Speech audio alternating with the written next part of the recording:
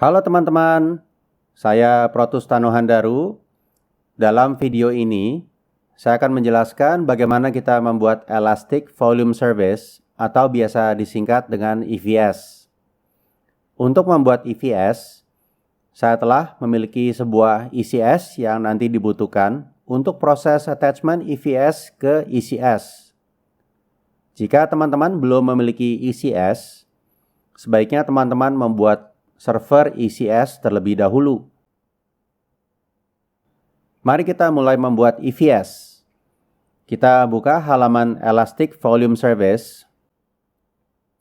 Kita bisa mencari Elastic Volume Service melalui sidebar menu atau melalui mesin pencari. Kita masukkan kata kunci, misalnya volume. Di sini ada Elastic Volume Service atau EVS. Kita pilih Elastic Volume Service. Nah, ini adalah halaman Elastic Volume Service. Di sini ada tab By Disk dan tab Expand Disk. Keduanya ini adalah panduan singkat yang menjelaskan langkah-langkah untuk buy disk atau pembelian disk dan expand disk atau memperbesar ukuran disk yang sudah ada. Pada tab Buy Disk ada langkah Buy Disk, Attach Disk, dan Initialize Disk. Pada tab Expand Disk ada Expand Disk dan Extend Disk Partition and File System. Dalam video ini, kita hanya akan melakukan pembelian disk dan attach disk. Saya akan jelaskan proses inisiasi dalam video yang berbeda. Lalu di bawah ini ada tabel dengan beberapa kolom. Kolom disk name atau nama disk. Kolom status, sedang digunakan atau tidak digunakan. Disk specifications atau spesifikasi disk. Kolom function yang menunjukkan fungsi disk. Apakah sebagai sistem disk atau data disk. Kolom server name atau nama server. Ini adalah server yang terkait dengan disk. Kolom disk sharing, enabled atau disabled. Kolom device type atau jenis device, apakah VBD atau SCSI. Kolom encrypted, apakah disk terenkripsi. Kolom AZ, di mana disk tersebut berada. Kolom billing, bagaimana penggunaan disk ditagihkan. Di sini juga ada tanggal dibuatnya disk tersebut. Kolom operation dengan beberapa pilihan. Attach, jika disk memang belum di-attach. Di sini pilihan attach dalam kondisi disabled karena semua disk ini sudah disambungkan ke ECS. Lalu ada expand capacity untuk memperbesar ukuran disk. Lalu klik more. Detach untuk melepaskan disk dari ECS.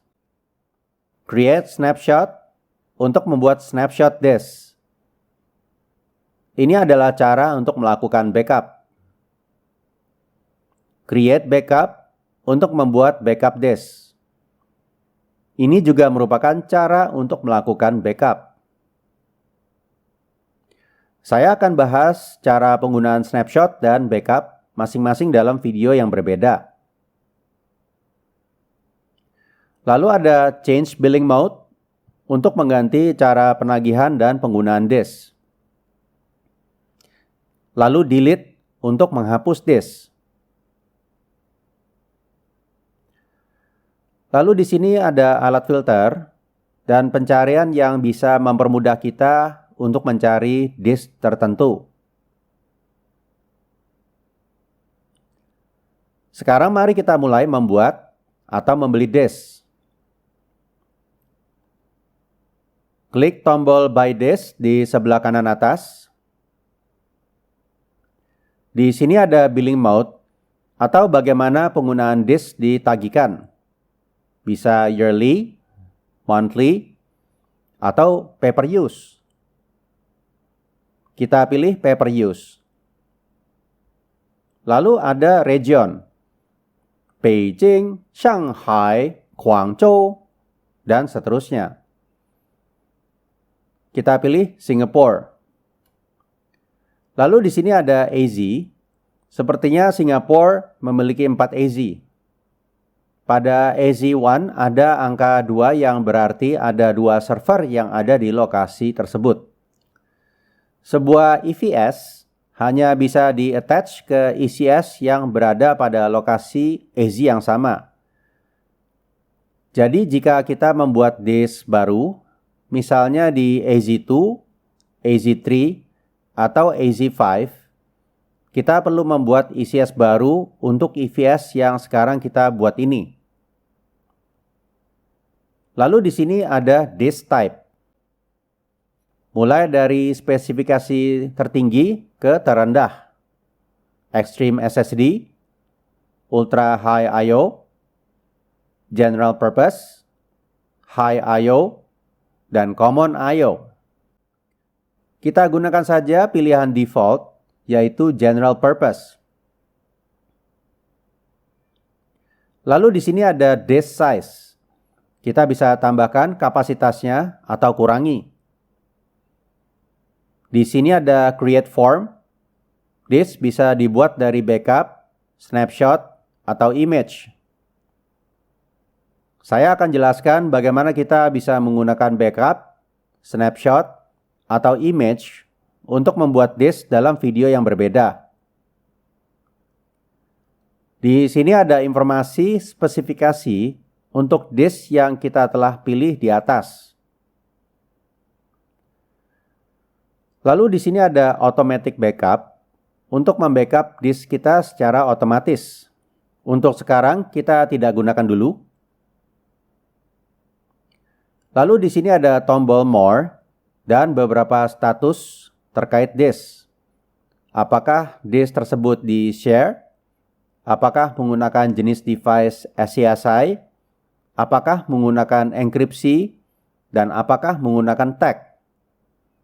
Untuk merubah status-status tersebut, kita klik More. Lalu muncul Advanced Settings dan Tag. Jika kita merubah apapun di sini, status di atas akan berubah. Saya centang Share, centang SCSI, centang enkripsi. Muncul kotak dialog untuk pembuatan key. Kita klik OK. Pada field tag key, kita pilih misalnya ini. Lalu pilih tag value. Nah, karena kita hanya ingin membuat EVS yang sederhana, kita uncheck dulu checkbox tersebut. Lalu berikan nama disk yang sesuai dengan kebutuhan kita, agar EVS tersebut mudah diingat dan dikelola. Di sini ada quantity. Kita bisa membeli beberapa EVS dengan spesifikasi yang kita telah tentukan dalam halaman ini. Kita klik Next.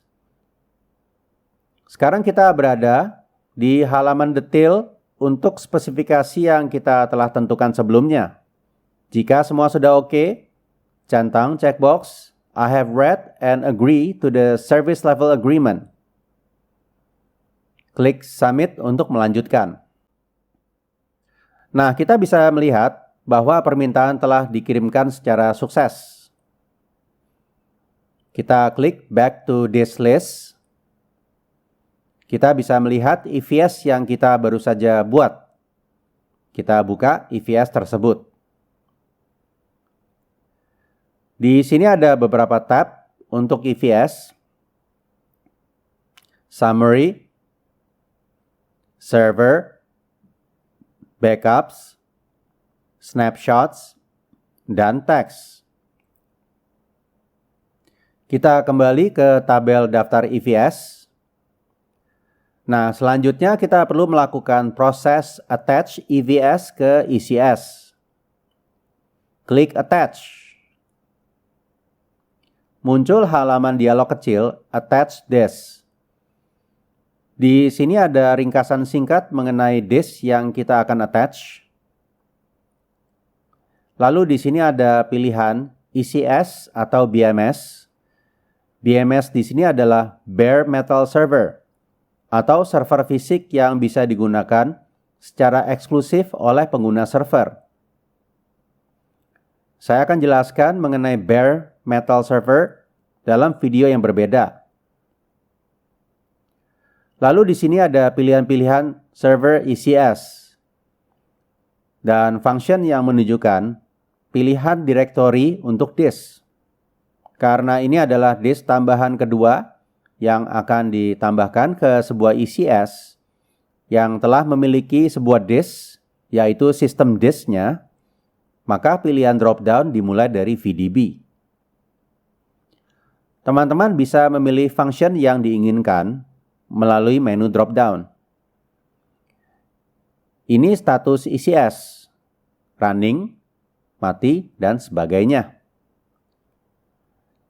Nah, sebagai catatan, kita juga bisa mengattach disk ke ECS yang sedang berjalan.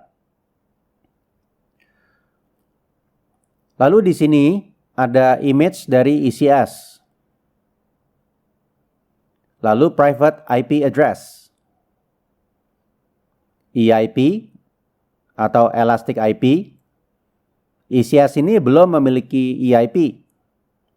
Tidak bisa berkomunikasi melalui internet. Sedangkan ECS ini memiliki EIP. Dan AZ, lokasi ECS tersebut.